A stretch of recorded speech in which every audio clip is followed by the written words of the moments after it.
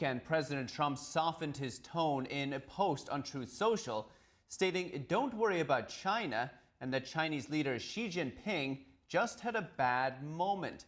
Less than 48 hours earlier, Trump just vowed hefty new tariffs on China, pushing total rates to about 130% over what he called Beijing's trade hostility.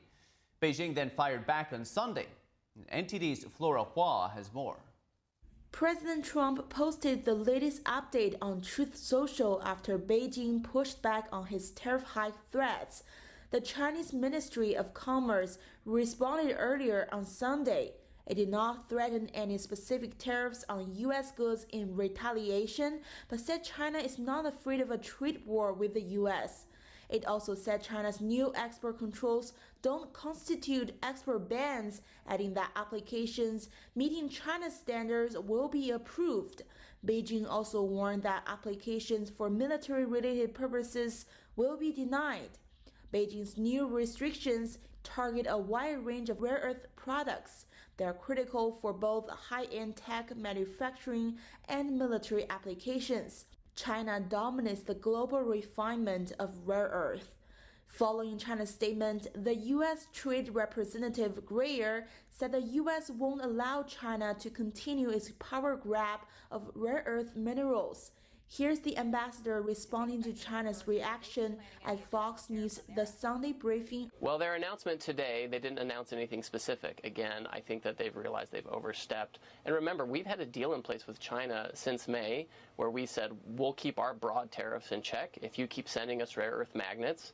We've kept our broad tariffs in check, and they've decided to expand their controls on rare earths. So clearly there's a violation of our agreement there, so it makes sense that the president would take an enforcement action or propose an enforcement action. Greer also said the U.S. wasn't notified ahead of Beijing's move.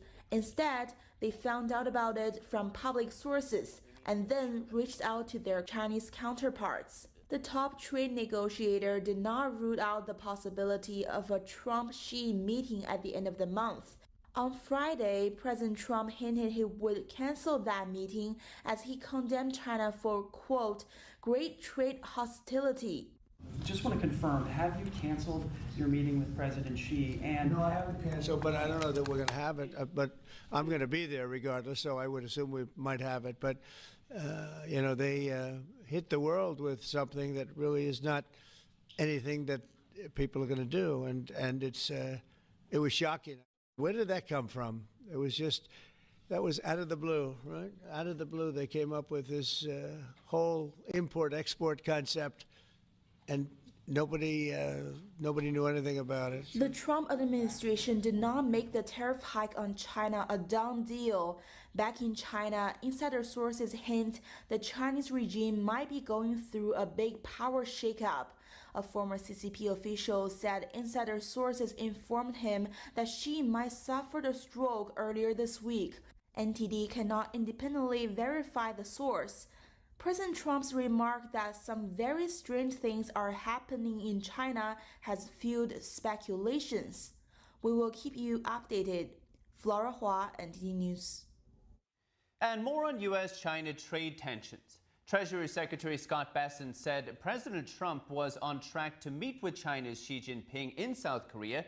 Bessent said there were substantial communications between the two sides over the weekend. Here's the secretary during an interview on Fox News. China, this was a provocative move. We have substantially de-escalated.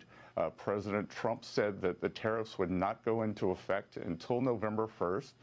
He will be meeting with Party Chair Xi in Korea. I believe that meeting will still be on. This is China versus the world. They have pointed a bazooka at the supply chains and the industrial base of the entire free world.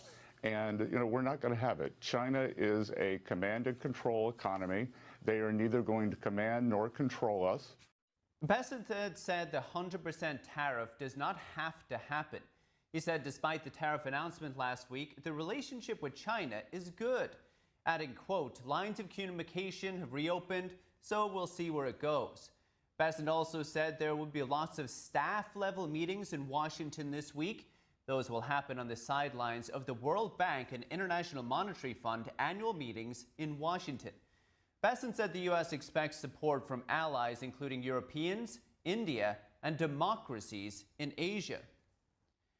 And joining us now is Daniel Akaye, chief economist at the Treasury Hedge Fund and author of many books, including Freedom or Equality,